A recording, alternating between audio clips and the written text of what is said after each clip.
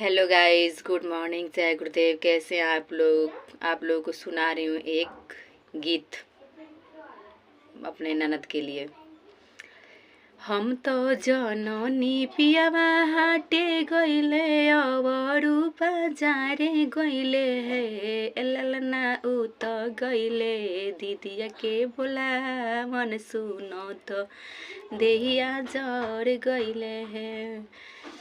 आगे आगे आवेली रे नदिया तो पीछा से भगिनवा आवे हे एललना ओकरा पीछे अहिले कुल बोरनु देख तो देहिया जर गइले हे।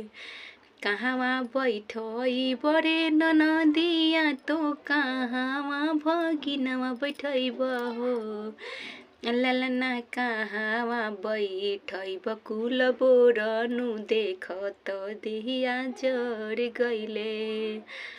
आंगना बैठई परे नदिया तो दुआरा भगिनवा बैठैब हो ललना घुसा घर में बैठैब कुल बोरनु देख तो देहिया जर गइले है।